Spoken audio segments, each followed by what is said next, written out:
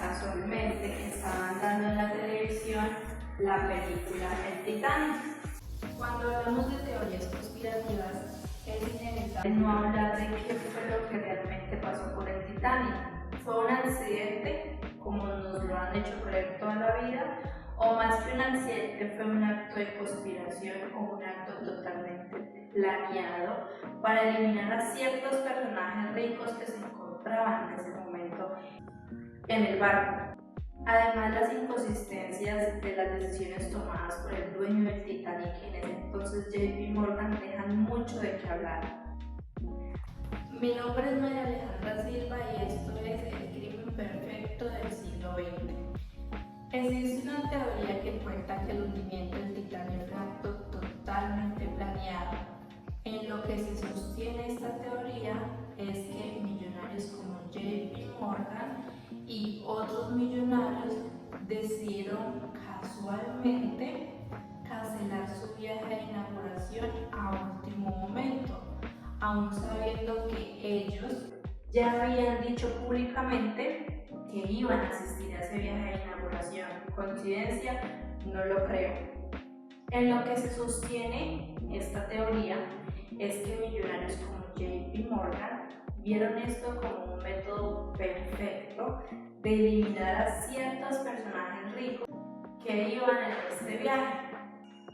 La idea de esta teoría es que millonarios como JP Morgan y otros millonarios vieron esto como un método perfecto de eliminar a ciertos personajes ricos que en ese momento se oponían a la creación de la Reserva Federal. ¿Coincidencia? No lo creo. Además, muchos de los personajes que iban en ese barco eran personajes de empresas multimillonarias grandísimas, como por ejemplo uno de los objetivos a eliminar, o uno de los personajes a eliminar, era el multimillonario de ese entonces Isidor, quien junto a su esposa pues tuvieron un trágico final. Él era dueño de la famosa cadena Macy's, por ende tenía una influencia pues mucho más grande en el mundo de la economía, en el mundo también de la política. Así como este millonario, muchos millonarios que iban en el barco pues, y que murieron también hacían parte de grandes empresas que eran muy influyentes en el mundo de la economía, la política y demás. Pero para tener un poco más de contexto, entonces nos trasladamos a principios del siglo XX. ¿Qué es lo que pasa entonces a principios del siglo XX? Estados Unidos vive una expansión económica y crecimiento tecnológico impresionante. Esto se debe pues al impulso que tiene en ese momento la revolución industrial. ¿Qué es lo que pasa? Estados Unidos cambia su industria y cambia su manera de ver el mundo, posicionándose así como un país en potencia, en ascenso y capaz de competir con otras potencias mundiales y en el escenario global. Pero ¿qué es lo que pasa? Aquí viene lo interesante.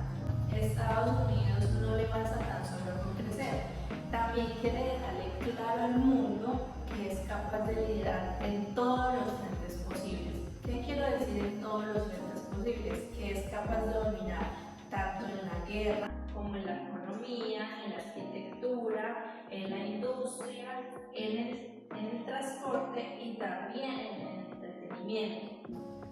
¿Qué es lo que pasa? En una época llena de ambición y crecimiento, cualquier avance en cualquiera de estos frentes era sinónimo de poder frente a las demás potencias mundiales. Es por esto que surge un movimiento demasiado específico que es los viajes transatlánticos. ¿Qué es lo que pasa? En esa época los viajes para trayectos mucho más largos eran los trenes y los barcos. Existía una idea entonces de aerolíneas comerciales como las conocemos hoy en día, pero como les digo, solamente era una idea. Es decir, en esa época el medio de transporte más usado tanto por clases altas como por clases bajas era el barco, ya que le muchas personas viajar a largas distancias. ¿Qué es lo que pasa? Empiezan a ver estas rutas, las rutas más famosas que se hacían en ese momento, las que empezaron a surgir eran viajes que se hacían de Europa a América. No había suficiente comercio en ese entonces, ni tampoco viajes ni barcos que hicieran este trayecto. Por ende, empiezan los empresarios a aprovecharse de esta oportunidad para generar mucho más negocio. En este orden de ideas empiezan los británicos a construir los primeros barcos que hacían este tipo de rutas comerciales y empiezan a formar sus propias compañías. Los dos primeros barcos más importantes y primeros creados para este tipo de viaje fueron el Mauretania y el Lusitania, barcos que en ese entonces eran muy famosos y que cumplieron, digamos, sus objetivos. Debido a esto, surge o llega entonces un empresario muy importante estadounidense llamado JP Morgan. ¿Qué es lo que pasa con este empresario? Estaba tan obsesionado con poder que lo que hizo es comprar la compañía naviera más importante de ese momento, que además era británica, y empieza a recolectar muchas empresas que le permitían, digamos, un crecimiento mucho más grande en esta compañía, que era una compañía naviera.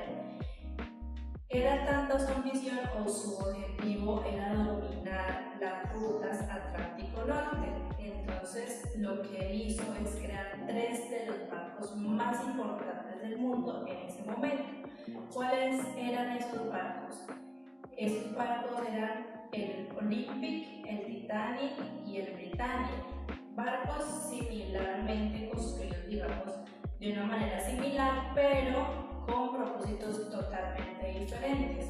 El primer barco construido de estos 3 barcos fue el Olympic. ¿Qué pasa con el Olympic?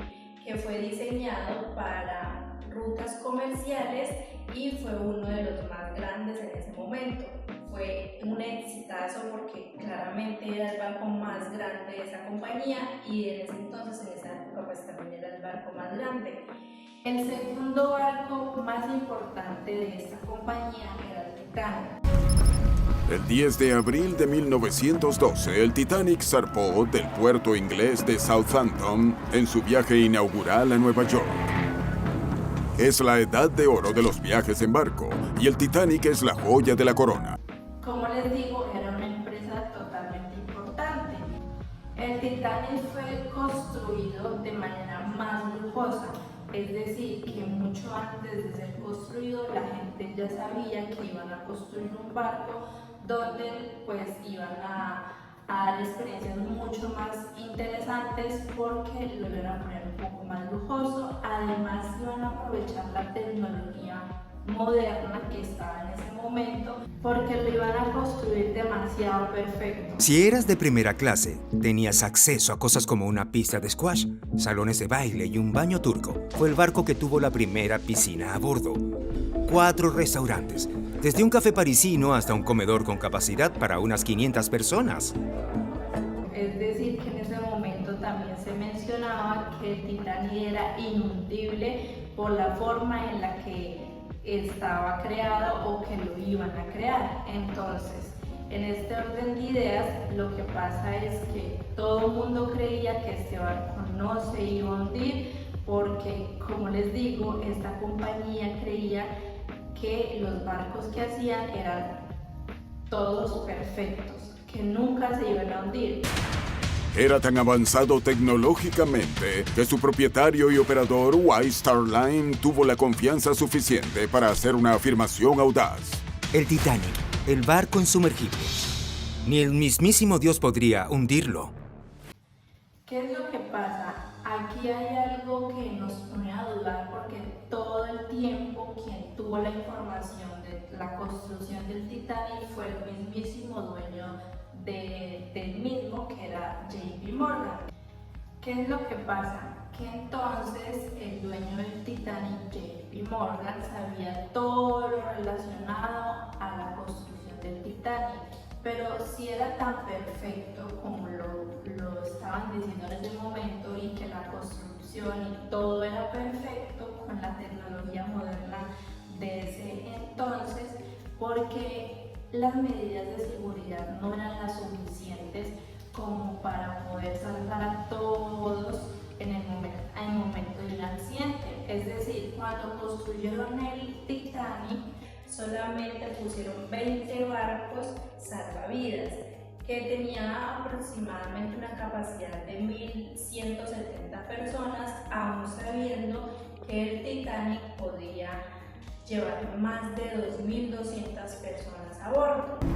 A bordo, el Titanic transportaba alrededor de 2.200 personas, 1.316 pasajeros y 885 tripulantes.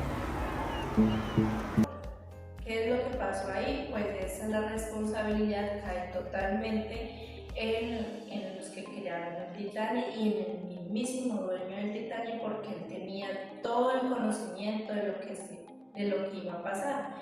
Incluso, y algo sospechoso que podríamos decir, fue que él ya sabía quiénes iban a abordar y quiénes no iban a abordar el Titanic.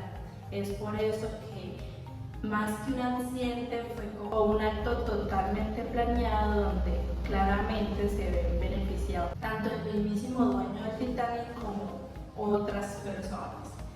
¿Qué pasa?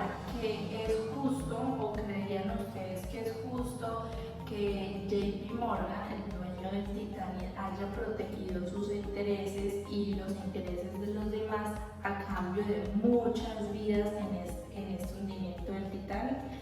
No es tanto la casualidad, porque muchas de las personas que iban en el Titanic, pues casualmente se oponían en ese momento a la Reserva Federal, a la creación de la Reserva Federal de los Estados Unidos. Entonces, ¿qué casualidad? No es tanta casualidad que se vieron favorecidos muchas personas con la muerte de esos millonarios que iban en el barco. Pues habrá que verlo más a fondo. ¿Qué es lo que pasa entonces?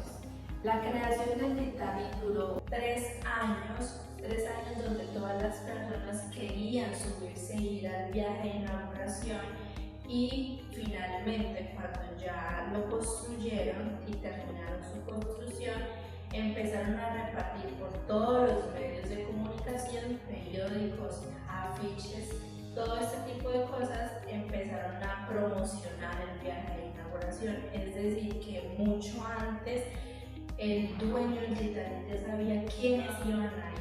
Por ende, al saber que iban a ir muchos millonarios, porque este barco era lujoso, pues de alguna manera le convenía a JP Morgan, dueño del Titanic, que todos sus millonarios que se oponían a la creación de la Reserva Federal de los Estados Unidos subieran a ese barco. Varios testigos que iban en el barco mencionaron y dijeron públicamente que había muchas inconsistencias al momento de hacer todo este tema de salvar a las personas. Porque si bien se identificó que en el barco solamente dejaban subir, en el barco salvavidas solo dejaban subir a niños y a mujeres, esto era debido a que los hombres tenían que quedarse en el barco. Muchos de los hombres que eran millonarios y que muchos de los hombres que iban eran millonarios, es decir, que muchas personas, tanto hombres como mujeres, también murieron en el barco, en el hundimiento del barco, pero estas personas que se salvaron pues no tenían absolutamente nada que ver con la oposición de la creación de Reserva Federal. ¿Ustedes creen que es justo que el millonario en ese momento hubiera tomado la decisión de usar este método para eliminar a ciertos personajes ricos que se encontraban en el barco a causa o causando tantas muertes de inocentes que no tenían absolutamente nada que ver? La duda es, la coincidencia no es.